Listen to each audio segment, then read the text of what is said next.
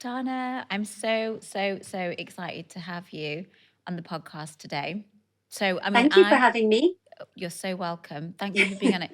So, I came across you actually a few years ago, and I think something just popped up on my feed. And then I subsequently, carried on reading your stuff, and then followed you on Instagram. And what really touches me about the way that you write is that I've been in situations in my life where I just couldn't articulate how I was feeling, and you have this beautiful ability to just write it down and describe it in words, and I'm like, oh, it makes me feel that there's someone out there that understands what I'm going through, and I really believe that's why your poems in particular have touched people so deeply. So there tends to be more of a theme in your poetry. You write a lot about family, about women, about love and loss, and really touching on those poignant, significant moments in our life. So, what kind of led you into writing and poetry? Well, first of all, thank you so much. It's really kind of you. I've always kind of written. So I used to be a songwriter back in the day when I was young, and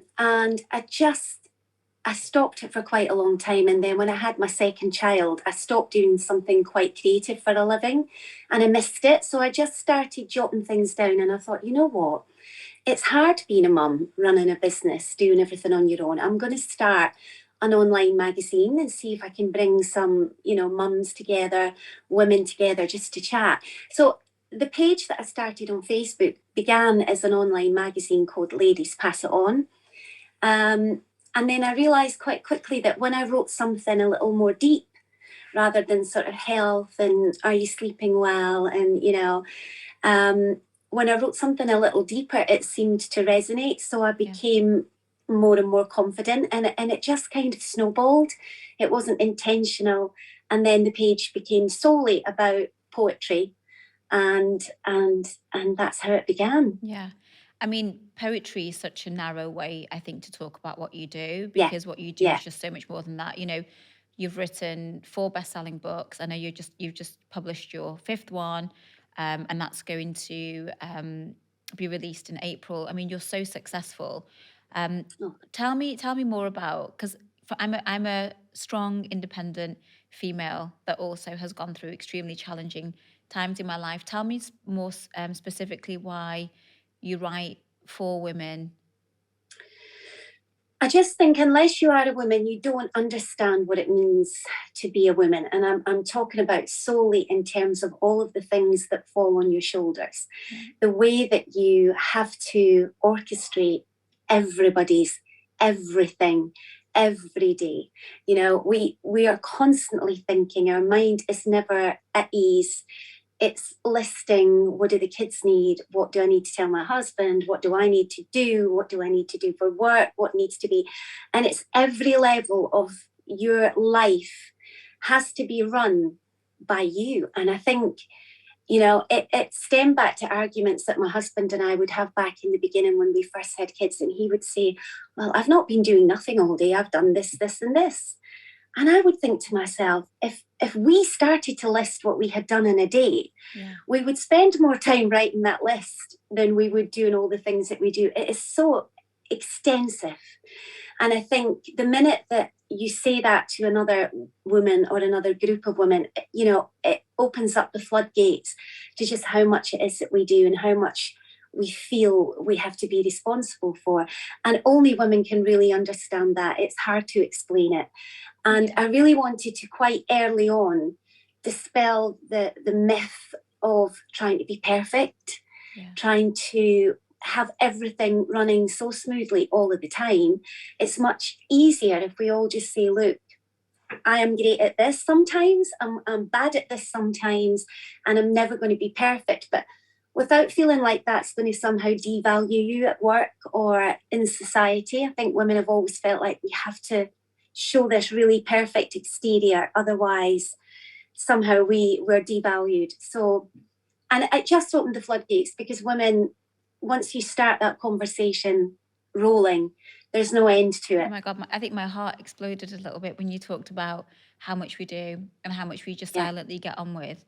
And the reason why I think there's such a lack of societal awareness is because I really believe as women that we're just not taught to talk about what we do. It's almost like it's taken for granted. And we're functioning at such an optimum level all the yeah, time. You know, you like you said, we're juggling multiple things, and it yeah. We're just spinning spinning plates. plates, and it just Yeah, becomes the norm. And that conversation that you had with your husband is one that yeah, I've yeah, had that conversation with countless yeah, women.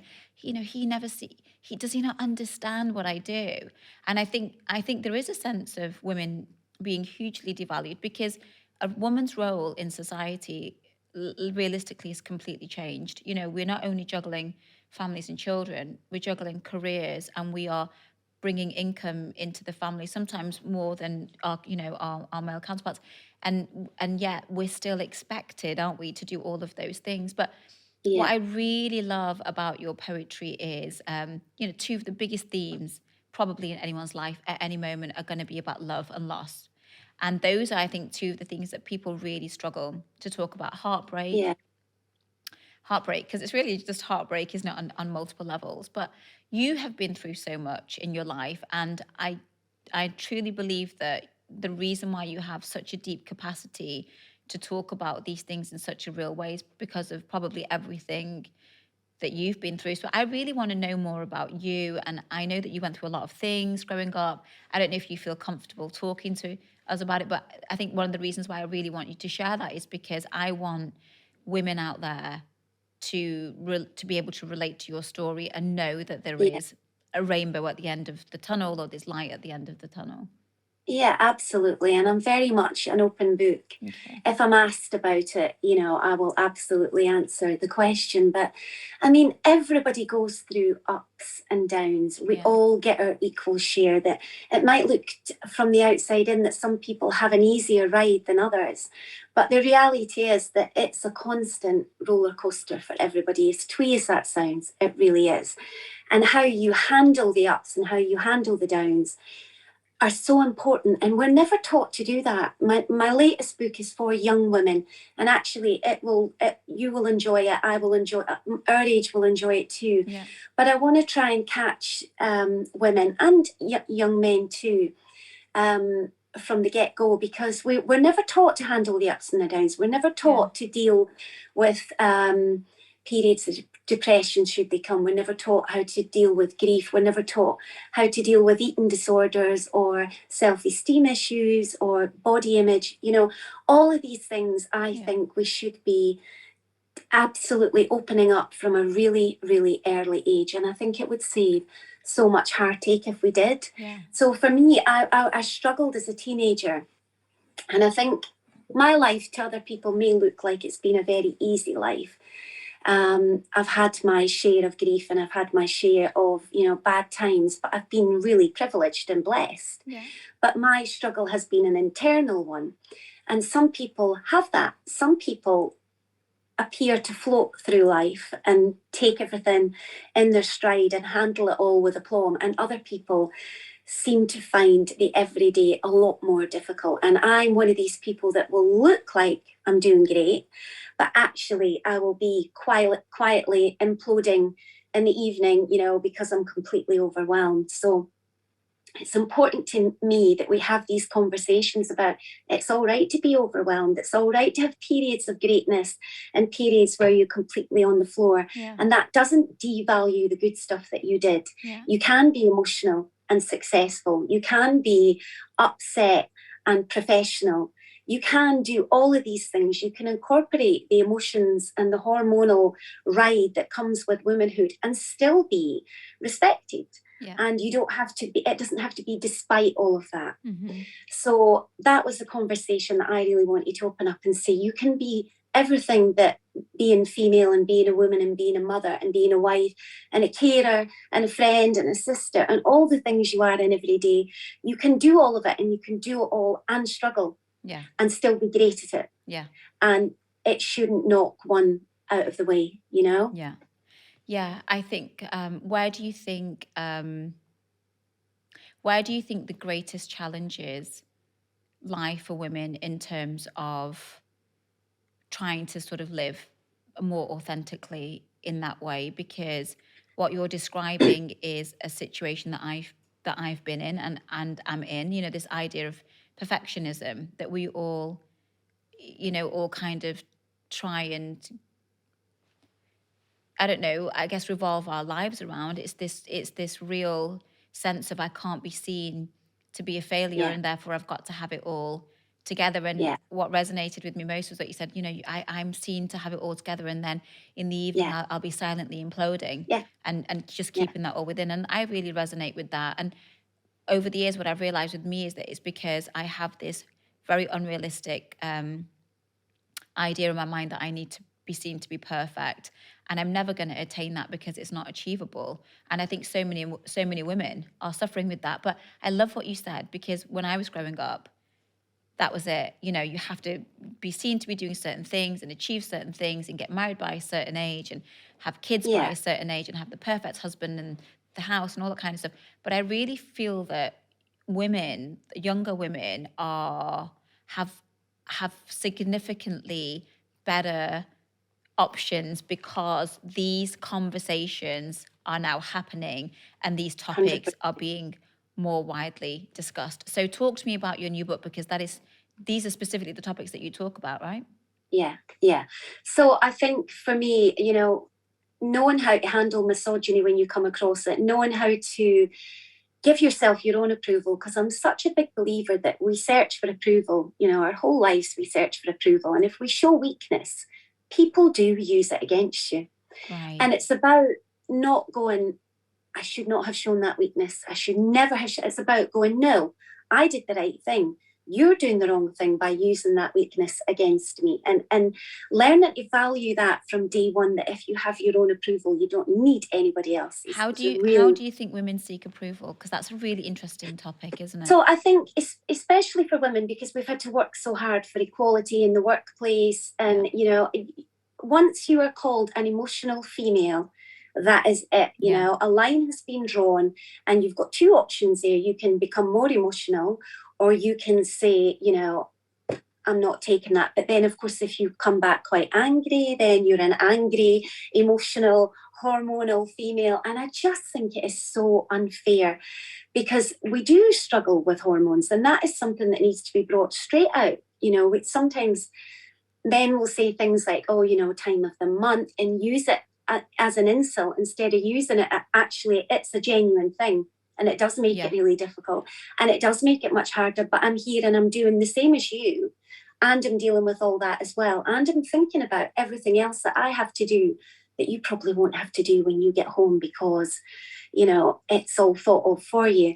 And I know I'm being really No, I'm no, no, being you're sexist not. there. You're not. You're right. You're spot on, because I remember very early on in my business career, I'd left law and I'd set up my first business, and I was in business with a private equity firm and an independent, very wealthy entrepreneur. Great people, amazing people. Have nothing negative to say about them. So bear in mind, we're all shareholders in this business. It's my idea, and they've invested in it and they've backed me. Brilliant. And we had agreed from the outset. So I'm a 55% shareholder, which means I'm the majority shareholder. And we'd, Yeah, we'd agreed, you know, a salary for me from the beginning. And sort of about a year and a half, 2 years in, the business is doing really, really well. And I call a meeting because at this point I'm like, you know what, I'm doing a lot of the day-to-day work, and I want more money. And I remember going into that meeting with these two individuals, and you know, I was probably quite naive and young, but asking or telling them that I wanted more money and why I wanted more money. And anyway, I won't go into detail with what happened, but I ended up crying in that yeah, meeting. I think one of them said to me, "Do you think you've handled this in the right way?" yeah, And I remember being so overwhelmed and feeling that I cried in the meeting. yeah, And as I was there and I'm crying, I just felt, I think, probably the lowest I'd ever felt professionally in my life. And I remembered leaving that meeting and saying to myself, I will never, ever allow myself ever to show emotion again. And it really, really hardened me yeah, in business for about 10 years. And Yeah. actually, you know, as I've done a lot of this, as I've done a lot of self-development work and become more mature and I understand myself better, I've actually become so much more comfortable with being vulnerable and Yeah. being emotional. But there They is, were in the wrong. You were not wrong. You were upset. Someone upset you. Someone said something to you or made you feel a certain way, so much so that you became emotional, and that's on them. And it should not be seen as something to be ashamed of, but it is. It absolutely is. If you cry as a woman, you're done. You know, you've yeah, lost you are. your You've lost your respect. credibility. It's like Yeah, you're an which emotional, you're emotional wreck. And this is the thing. The reason why I'm bringing it up is because I want women to understand that things like that can really throw you in your life, yeah, because there is this perception that if you show emotion in the workplace, you're weak. yeah, And I don't think it's suitable in all circumstances. It's more about actually understanding what your boundaries are, what your triggers are, and actually what I should have done at some point in that meeting before I got to that point is I should have said, you know what, guys, I'm uncomfortable with the way this conversation is yeah, going. So do you know what? Let's reconvene at a time where we can have a yeah. much more meaningful conversation. But this is another thing. I didn't feel comfortable to extend No, boundaries and say, I've had enough. Or I didn't have enough capacity or learning in me to think to myself, I actually don't need to demand for this or yeah. ask for it in the way that I'm It should asking. be given. Yeah, the respect should just be there. Yeah. And I don't know why we're not taught all this from an early age. I don't know why we're not role playing and trying to understand, you know, how it's going to be when we actually do leave school. You might have all these qualifications, but you go to university or you go straight into a job or whatever, Yeah. and you're not equipped to deal with the onslaught of the world Yeah. and how you feature in that world and how you feel when you're in the world. And so for me, I left school and, you know, I went to university and I broke down because I couldn't, I didn't know who I was out in the world. Yeah. And I wasn't prepared for the kind of people that I was going to meet in the kind Yeah. of situations that I got myself into. I wasn't ready. Yeah. And I just think it would have been, for me, I've written the book that I would have, you know, Love kept to by my read. bed every night. And just because it's one page, Yeah. they're all completely different subject matters. And it's just those little reminding you, wait a minute, I already know this. Yeah. But I had forgotten that person had made me feel weak and insecure. And I forgot myself, you know, and it spurs you back on your track and reminds you what it's all about. You know, we're not here to say I'm better than you and I'm perfect and you'll never get to me. We're here to all succeed and we're here to all be human. And women are so afraid to admit, especially at work, that they're tired or overwhelmed or that they've got problems with their kids or problems with, because it's like saying, I'm not coping. Yes. And when actually you're coping 100 times more by doing all of that. But it's a weakness that then can be used against you later in time. Oh, well, you know, remember when you were so tired because, and maybe you're not the right person to be doing. And I just think it's time to go, no, that does not exist anymore. We're not having it, you know, and we're in a new generation where we can see that actually it makes us the warriors. Yeah. And we are the warriors because we are handling it. How can women, what advice could you give to someone who wants to be more like that and doesn't know how to be?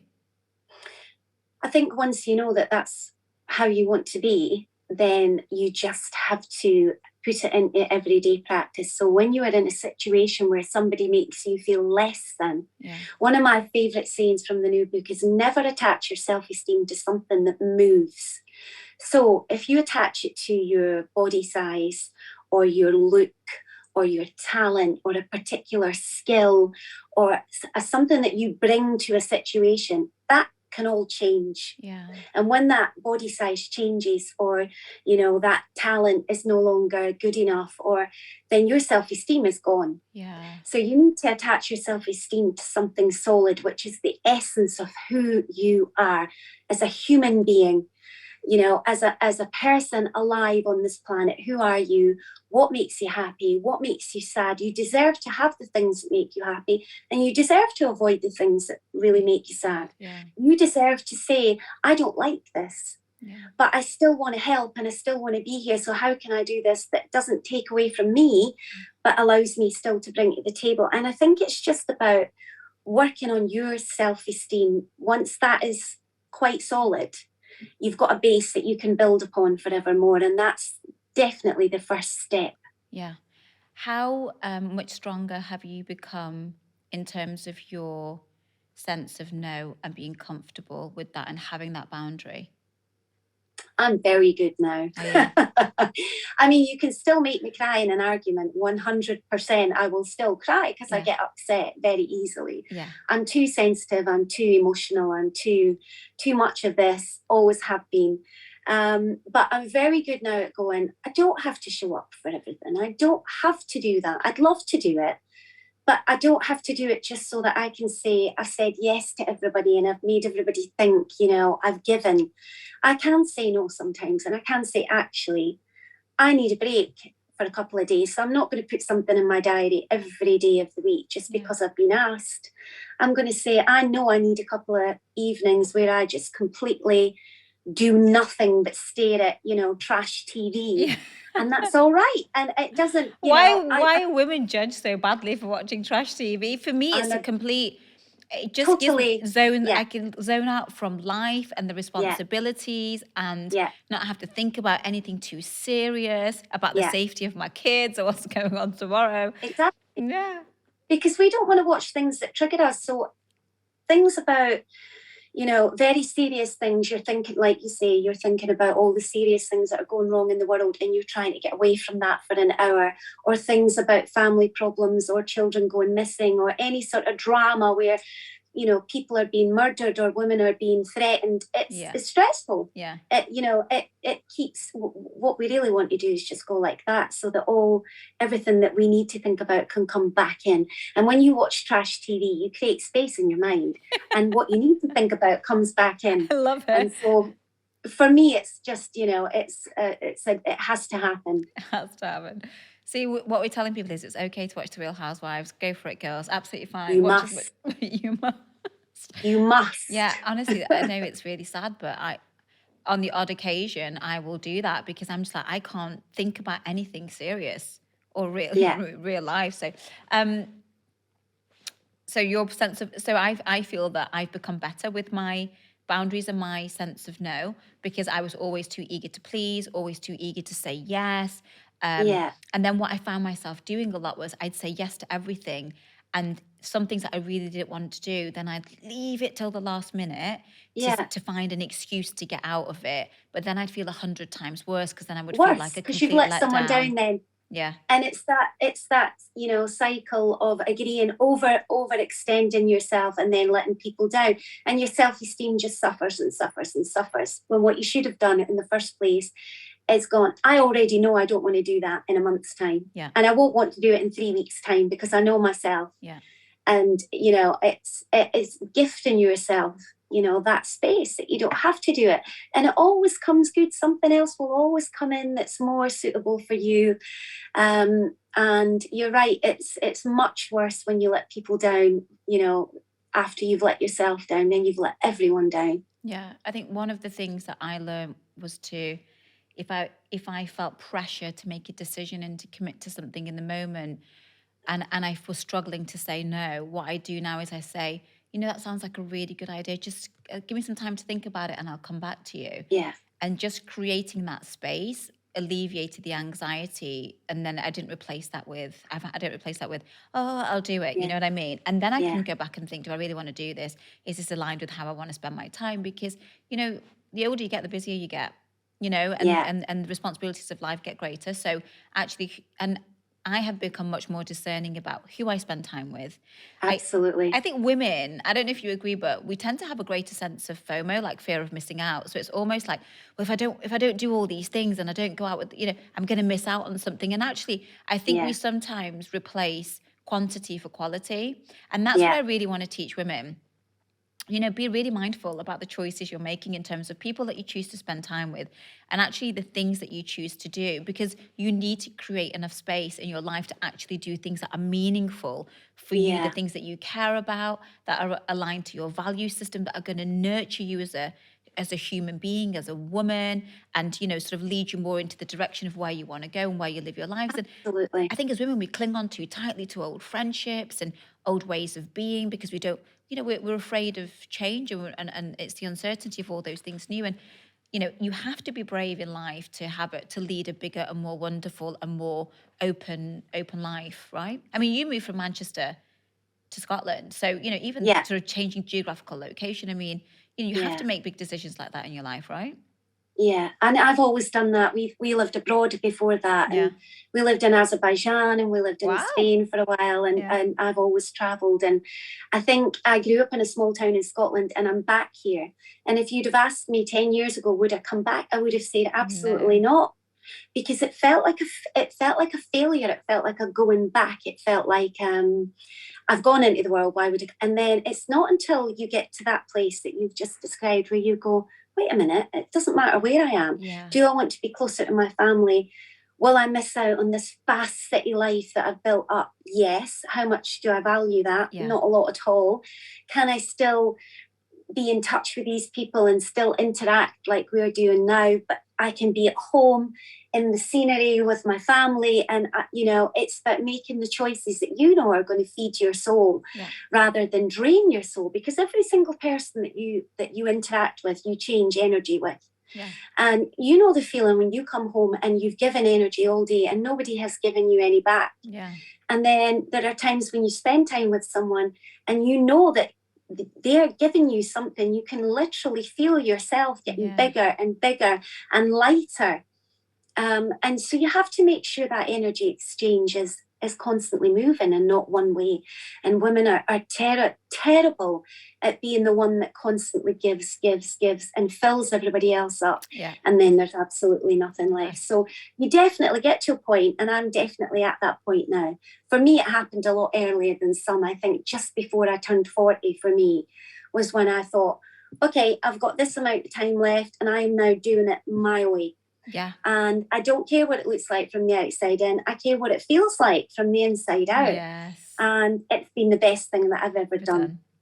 And so that leads me beautifully onto a really important question I want to ask you. So you know how much you've evolved from 20 to 40. You know the struggles that you went through mentally, emotionally, being a 20-year-old and struggling with all of these things, at self-esteem and self-worth, and valuing yourself to where you are now, and just being so much more sure and solid in your foundation. If you could look back at your 20-year-old self and hold her and tell her things, what would you say? I would say unequivocally that nobody, no matter how it looks from the outside in, feels confident or secure. Nobody feels like that. Everyone is feeling judged. Everyone is judging themselves. Everyone is anxious. Everyone is worried. Everyone is insecure. And we are all looking at each other going, I wish I was her. I wish I was her. I wish I could do that like she does. I wish I could keep my grace like she does. I wish I wasn't so loud. I wish I wasn't so tall. I wish I was taller. And all of these thoughts that go around everybody's head every day. And we're all looking at each other going, I wish I was you. And I think when you make that connection that everybody feels the same deep down, it makes everything so much easier, because you feel like you're the only one who hates things about themselves, or who wishes that they had this or wishes they had that. And once women get into a group and go, well, you know what, I did this yesterday, and we laugh at ourselves, and we go, wait till you hear, what I did on Monday, and then I left the phone going, and it was on record, and everyone could hear. And gosh, it's like bringing a giant light into a room, and all of the little dark shadows in the corner are no longer dark; they're just dust. And there's nothing to be scared of. And for me, as a young woman, I'd love to have known that. Shine a light on it all. Once you shine a light on it, say it out loud. It's gone. It's not scary anymore. Yeah, it's about understanding that we build these huge fears in our minds, don't we, about being exposed or exposing ourselves, and we keep ourselves in this little black box.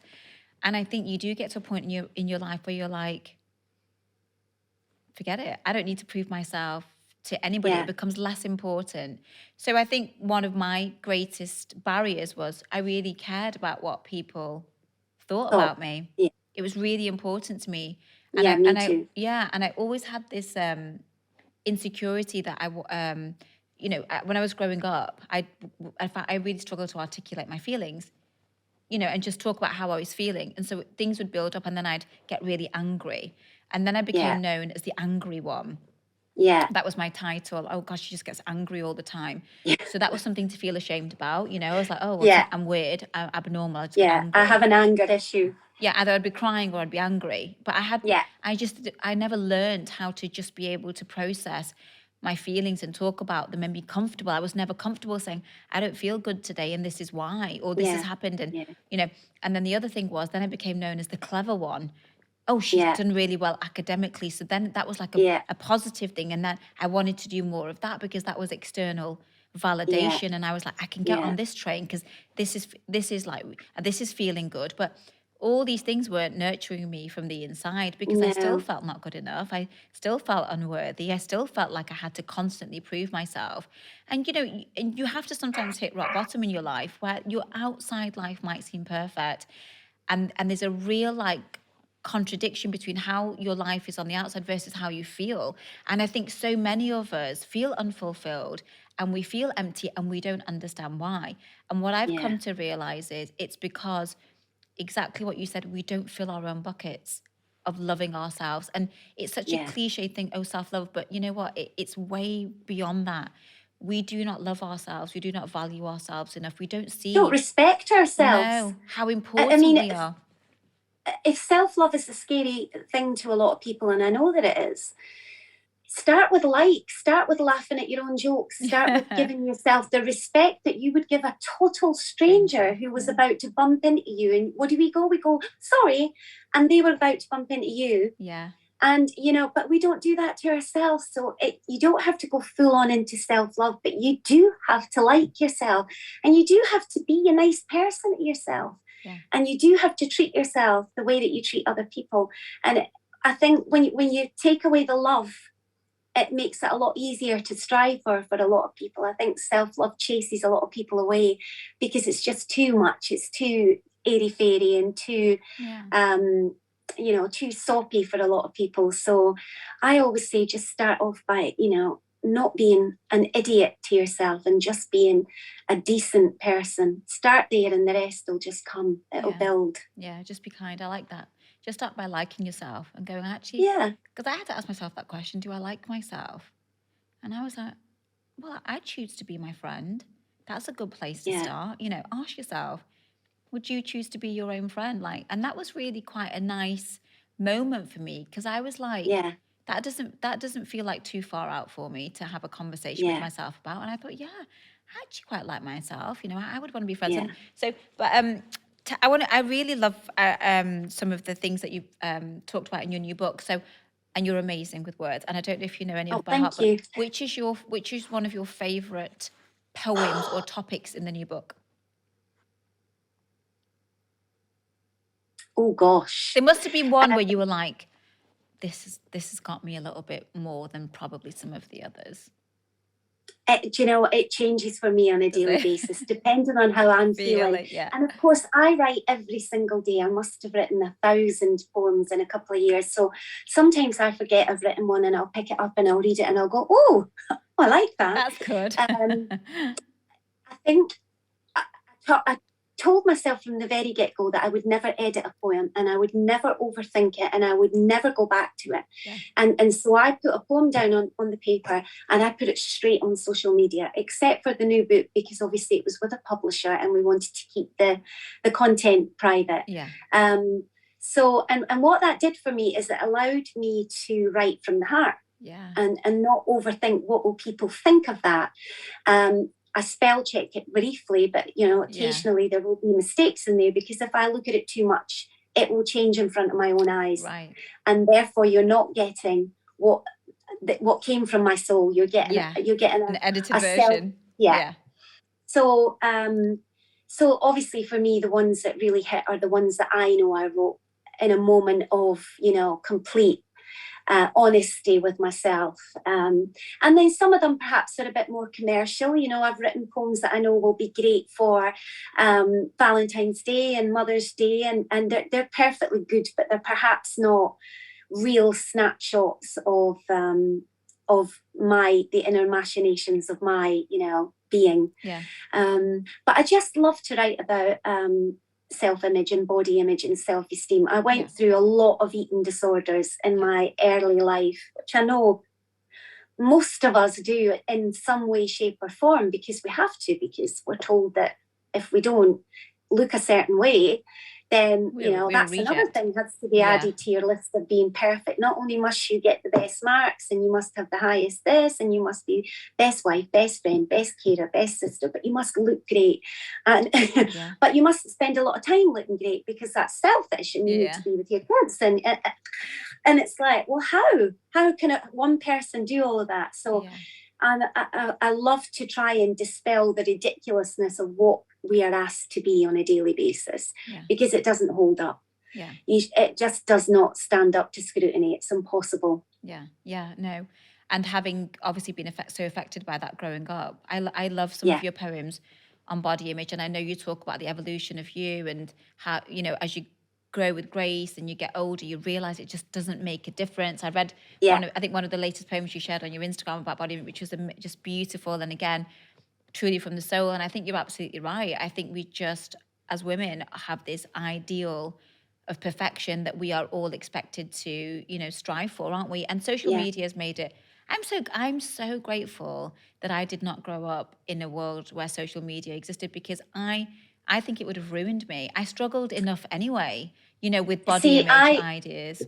Yeah, I think that, but at the same time, I think if you look, and one of the pieces in my new book is called Algorithms Work. If you follow the accounts that only make you feel motivated and good about yourself, and you delete the ones that make you feel less than, then Facebook and Instagram will show you more of the same. Yes. And they will flood you. And life's like that. If you chuck out all the stuff that is bringing you down and bring more of the stuff in that fills you up, life gives you more of the same. The algorithm works. It really does work. So I think if you're weird growing up, or you don't feel like you fit in, which was very much me, and I tried to fit in. I looked like I was fitting in. I was great at it, but I wasn't inside. You can find your tribe. And if you're constantly trying to look like a sheep, you will never find the wolves, because they'll think you're a sheep. So you have to show yourself first, so that other people can go, oh, I see you, I'm like you. And that's, social media is wonderful for that, because the minute you find one, you are then inundated with more of the same. And anybody can find their community. And you don't have to be in the same town. You don't have to be in the same country. So there's a real positive there. I think my son is autistic. So he was diagnosed when he was 11. And it was a huge shock to us, because up until then, we thought he was quirky and emotional and, all the things that children mask. They look like they're fitting in until a certain age. They can't do it anymore. So he can find his tribe so easily. I can find his tribe. I can find my tribe of mums who are dealing with this so easily. And the information is there like that. And I think I would have loved that growing up, because I think I might have just looked for it, and that could have steered me on a different path. Yeah, no, I love that. You've given me something completely, you've allowed me to reframe that completely, because I actually agree with you.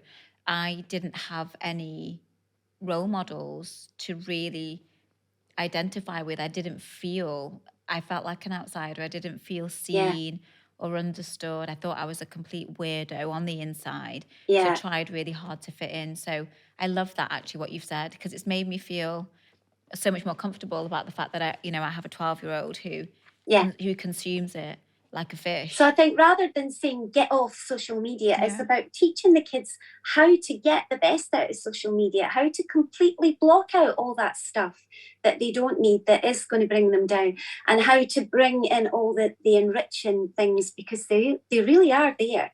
And these people are growing up very honest, and you've got older people telling their story.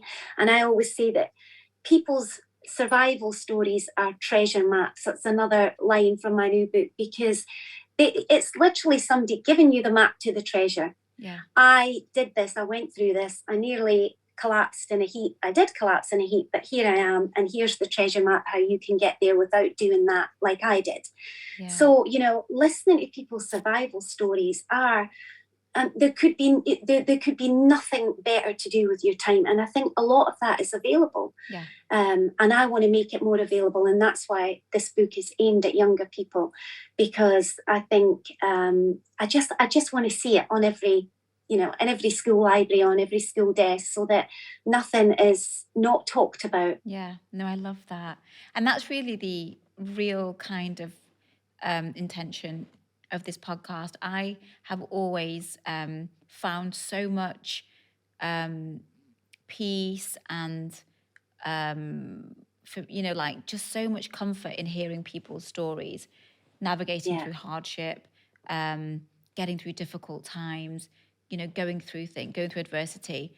It's always given me a roadmap for my life in the most powerful way. And that's really why I wanted to do this podcast, because I feel there is nothing more powerful than having the conversation and understanding, wow, that person's been through it. Not only have they been through it, they've survived, they've lived through it, and they've survived it. And mostly they're they're thriving now. And when you see that treasure map, when you see that roadmap of somebody else having done that, you know, there is nothing more inspirational than that. Yeah, so by sharing your mistakes, and I think you asked me what my favourite poem was, and I think if I had to choose it, it would be one called She Gathered. And it's about the things that she gathered along the way. She didn't gather jewellery or expensive things to pass down, but she gathered all the stories, and she gathered all the mistakes and the foibles and the mishaps, and made people laugh with these stories, because every time you show up just as you are, flawed, and show other people that, they're completely inspired to do the same. And it's this drip drip drip effect, you know, like the little ripples that start off and then become huge waves. Because if you are being really successful and making mistakes at the same time, and you're open about that mistake, you know, I turned up today and I've completely done this wrong, but I'm still going to sit here and do the most amazing podcast. It's not going to take away from that. But also at the same time, what you can't see is I've got one shoe on, you know, without a heel, or all of these things create such positive ripples that they just go on and on and on. They never stop having a positive impact. And that's why people love podcasts and things like this, because, you know, if you're going to spend your time listening to somebody, you want to hear something real, don't you? Yeah. You don't want to hear, you could never be in my position sitting here making a podcast. You know, you want to hear, I'm a normal person who's also weird, who also does the same things as you, who also does a podcast, and who also has amazing successes, and who also, you know, absolutely messes up regularly. And we can be everything. We can be all things at once. Yeah, I think it's so powerful to just say, I don't know how to do everything, and I'm struggling. Yeah. And but I'll find out, and I'll give it a go. And I might try. Yeah. Yeah, and that's the thing, you know, that I think that's what we both do it in our own way. I want to encourage women to go, you know what, you find a way, because we all have dark times and we all have dark holes and we get stuck. And I think we just don't ask for help. We don't seek it, because we don't want to confront the vulnerability, or we don't want to sit in it for too long, because we're taught that it's indulgent. And I don't know about you, but I have a feeling you might be quite similar to me. But when I was growing up, it was such a complimented thing. People who didn't show emotion, people who had grace under fire, people who were very self-contained and never sort of went too high or went too low. Yeah. That was, and I used to look at these people and think, how are you doing that? Or how can I be like you? Yeah. Why aren't you feeling a million emotions every 5 minutes like me? Yeah. And how can I be like that? And I spent a lot of time trying to be grace under fire and self-contained. And the damage that did to me, because of course you're not dispelling it. It doesn't go anywhere. It just goes in. Yeah. You swallow it, you put it all down. And as in every aspect of science, if you continually push something down, it's going to come up at some point much worse. So how did it implode for you? Like, how did it implode for you? I mean, I think the first time would have been when I left school and went to university. And like you, I was the clever one, and that was my thing. So I had such amazing exam results, and off I went. Was going to be a lawyer or whatever. And then I suddenly thought, I can't do this again. I can't do another 3 years of being the clever one and struggling to know my place in this new society where I don't know anybody, and I'm not equipped for it. And I just had a bit of a blah breakdown moment. And I ended up leaving university after about 3 months. And I just ran away. I just ran away in the middle of the night. I left my stereo. I just left my stuff. Yeah. And I didn't go back. And it was such a shock to everybody, as it would be. Yeah. My mum and dad were like, "Oh, what are you doing here?" Yeah. And I was like, "I don't know." And I was just, a complete mess. But I pulled it all back together, and I went back out into the world again after that, pursued a different route.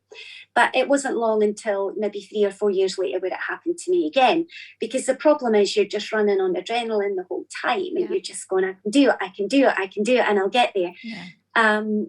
And you have to process along the way. You can't just keep going to this end vision of, when I've done that, I'll be fine. Yeah. But, success doesn't bring you peace. It doesn't bring you everything that you think that it will. No. Everything that you achieve, there's just something else to achieve. So if you're on that path to perfection, you're never going to get there, because it doesn't exist. You have to enjoy the journey along the way.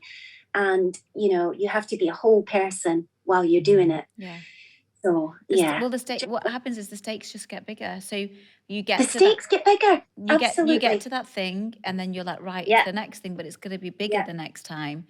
I got 95%, and then it has to be 96, and then it has to be 97. And before you know it, you're at 100%. And nobody can sustain that. No. But what is there after that? You're only ever getting worse. And that is a terrible place to be as a perfectionist, when you're coming down, down, down, and you can't get it back up. Yeah. You're going to fall apart. Yeah, I read this amazing thing, and it just clicked a light bulb in me. It was something along the lines of, we have this conception that it's when we get something that we want, like the new car or the new house, that's when we get really happy. Yeah. And actually what happens is we get that thing, and it's the absence of wanting it actually, or needing it, or striving towards it anymore, that actually brings that peace and that happiness. But what we've been taught is, when you get the house, you'll feel better. And we do for a moment. Yeah. Yeah. And then we're like, and then it ebbs off, doesn't it? And then we're like, right, well, okay, that was I know it's still not good enough, so I need to do the next big thing. And for me, it's been a real learning about, forget what I think I should have. What do I actually need? What do I actually need? What do you need? What do you want? Yeah. What do you want? You don't want. We're so fixed on how people will look at us and say, "Is she living a successful life?" And how will they tell that? They'll go, "Is she in a relationship? Is she a mother? Does she have a nice car? Does she have her own house? Oh, she's living a successful life. She has a job." And it's got nothing to do with any of that. But we judge ourselves on these goalposts, don't we? Yeah. And we put into place things. People get giant mortgages, or they stay in relationships that are not serving them, because that's what we're told makes a successful life. You've come to earth, you've been a successful human because you did this, and then at the end of it, you go and you leave it all, and you're like, what? Well, is that it? Yeah. And what really we should be thinking about leaving behind us is what people will remember, the stories that we told them, the way we made them feel, the way we empowered them to go on and find, their path in life. And that's what is important. And everything else means nothing at the end of the day. Yeah. And it's nice to have a lovely house. Of course it is, especially if you feel safe there. If you can come through the door and go, I'm in my space, my little castle, that's a wonderful thing. If your car gets you somewhere safely and comfortably, that is a wonderful thing. Yeah. But, the keeping up with the Joneses, it's never ending. And the body, it's the same with the body image. So once you start to look at a part of your face and change it, I hated my nose for 10 years. I'm so happy. 6 months later, oh, look at my teeth. Yeah. And that will never end. And then, of course, your face starts to change. You get wrinkles and you go, oh, I didn't love my face before, and now it's wrinkly. I hate it now, yeah. It's never ending. Yeah. It's misery making. It's like trying to blow away the wind. What you can do is change the way you see it. Change the way you see what you have. Change the way you see the way you look. And that adjustment, if you can make that adjustment where you go, oh, I'm 47 and, this is the way I look and haven't I got a nice smile?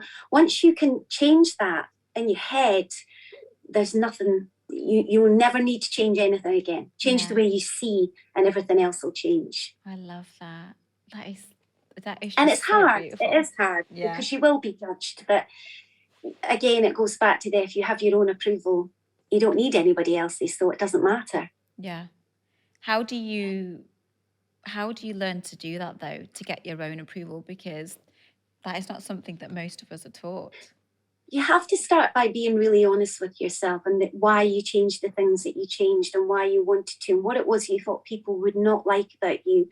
For me, I grew up with red hair and I was really, all redheads are bullied at school.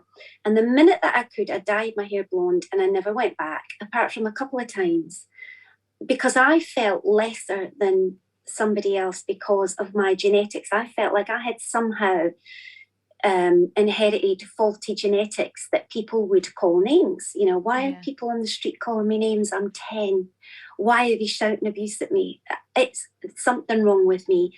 And so maybe about a year ago, or actually it's not that long ago, I thought I need to go back to my own hair colour and I need to deal with this. It's not because I want to look a different way. This is because I need to go, why have I run away from this? It made me feel less than. And it's like if you put weight on, if your body goes to the size that it wants to be and everybody's body has that size, you feel less than, because I want to be seen as a person who is really, really slim. But if that's not who you are naturally, you're constantly fighting an uphill battle and you're fighting yourself on a daily basis. So you have to be really honest and strip it back and say, why will it bother me if people think I have wrinkles? I'm 47. Of course I have wrinkles. Why do I want to be 60 and people go, she hasn't changed? How can you not change? You're 60. You've lived for 60 years. Why is there shame in that? But there is. Oh, she looks her age. It's the weirdest expression if you think about it. Why would that be a bad thing? Well, it's so gross, and no one ever says that about men. We just talk, we just hear about how they're just aging so beautifully, like George Clooney. And then I saw something the other day on Instagram, they were like, Cindy Crawford then, Cindy Crawford now, and it was just like, I never see that with men. And we are. So I think as women, we have to just see through the bullshit. We have to see that this is we should look older. Yeah. This is a whole, still look great. Yeah, we should just not buy into it. Great. Yeah, we can still look great. Let's aim for, I want to always look great and I want to always have a glow about my face and I want to always have a twinkle in my eye. And I always want somebody to say, nice shoes, love your bag. But I don't need you to tell me that I look younger. Yeah, nice shoes, oh, you look younger. Oh, you look thinner. Have you lost weight? Why are these compliments? And why is anti-aging for sale? You cannot anti-age. It's not a thing. It doesn't exist. Everybody ages, but you can age well and happily. And I want to be a really happy 60-year-old, 70-year-old. I don't want to be trying to look like a 50-year-old when I'm 70. I can't imagine trying to keep that up and fighting that constantly. I want people to go, oh, you look great today. Love that colour. Yeah. You just want to be how old happy. I look should never come into it, So it's about deciding what you want. And I'm going to get that. And I want to be happy. I want to be having fun. I want to be on holiday in a swimsuit, regardless of whether, it's a bikini and I can still carry it off. I want to be with my grandkids and enjoying myself. So, I really want to try and make women feel better about the fact that, yes, you do look older. Of course you do. You are. And you still look fabulous. You look great. People who love you and like you and are attracted to you will still completely be attracted to you. But if you're fighting a battle with yourself constantly, it comes across. It doesn't feel comfortable. Yeah, but I think it really just defines the fact that as women, we're judged on everything we do on the outside. And this you can't do it right. No, and also this is the thing, isn't it? Fundamentally, what do you really care about? I care about when I die, people saying, God, she was such a good person. Like, I miss the conversations we used to have, or I love spending that time with her, Or do you remember how she used to play her music, that album that she loved? Do you remember how she used to dance every time that song came on? And these are the things. I wrote a poem the other day and it started off with, I pray that when I die, nobody looks into my coffin and said, didn't she have great skin? for her age. Yeah. I'm here to wear my body out.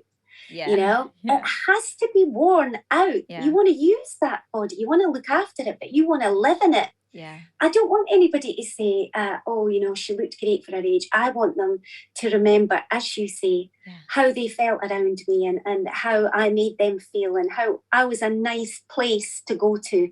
Yeah. And that's what's important. But I think that's the truth as well. I don't think I've ever heard anybody say, oh, didn't she look great?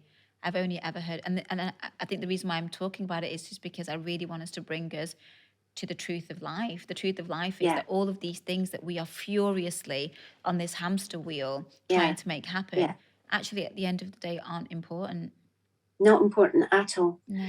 And, you know, and women are constantly in this cycle of guilt and shame because they're not up and at them every day running 10 miles and doing this before breakfast so that they can tackle the day, go and build up their business. And then it's ridiculous. No one can sustain it without laughing at themselves along the way and saying, you know, this is silly. And yes, I have a tummy, I have 2 kids, and I could get rid of it, but I don't want to do that because this is how I am as a person, and I feel like I'm just going to spend my time doing this instead. And if you want to do that, great. If that makes you happy and you're getting something from it, great. But you don't need it to be accepted or respected or valued. No. So yeah, I'm with you. I'm completely with you. Oh, beautiful. Okay, so your new book is out when? Tell us more about when it's out. So it's on pre-order at the moment. It's called I Wish I Knew. And it's gone number 1, hasn't it? It went to number 1 on Amazon with pre-orders. Yeah. And although it's only on the UK at the moment until it comes out at the end of April the 28th, and then it will be everywhere. And because this one is not self-published, it will be in the shops too. So I've never been in the shops before. I've only ever been on Amazon. So I'm very much looking forward to walking into a shop and picking up a book. And we'll tell everyone what the name of the book is. It's called I Wish I Knew. And it's basically themes of life, isn't it? Yeah. It's exactly like my other books, but I wrote this one for all women. So the idea is that women my age would still pick it up and love it. Yeah. But I wrote it in a way that younger women would relate to it more than my other books. They might pick those up. And because it talks about children and marriage and things that they might go, well, this is not for me. So this one goes right back to the bare bones of, you know, what it's like to exist as a woman, basically, and hopefully it'll be helpful. I mean, I don't know yet, but I hope so. I mean, your poems are amazing. Thank you that's so what much. They do. Yeah, I think what they do is they make people feel seen, heard, and understood. And I think and they're very simple. I mean, I think a lot of people think with poetry it has to be really deep and, you know, real imagery, and you have to work it out. I literally just write down what we all really know and think, but I think it's just because someone puts it down on paper in the right order, in the right way, and if you read that at the right moment, it's so powerful. Yeah, it doesn't mean that I've got a powerful way with words. It's just that I'm doing it, and we're all thinking that anyway. So therefore, it resonates. Yeah. Oh no, I'm so excited for it. Oh, Donna, thank you very much. It's been amazing. I mean, I could just talk to you and talk to you and talk to you. I think we're so similar, but no. This is going to help so many women. I know it is. I know so many women are going to tune into this and just have aha moments, because I had so many. Yeah. I was like, wow. And I think that's just the beauty of what you do. You know, you're just able just to say it, and it resonates. I'm so glad. Yeah. I'm so glad. It's taken a long time, but now that I've started, I cannot stop. Do not stop. We need you. The world needs you. Oh, thank you so much. Oh, you're so gorgeous. Thank you so much. It's been such a pleasure to talk to you. It's been really interesting. You too. Thank you so much. Oh, that was so. Hi guys, thank you so much for being on the Rise Journey with me, Henna Riaz. This podcast has been brought to you by Marylebone Publishing. Please don't forget to follow us on Instagram at Rise with Henna.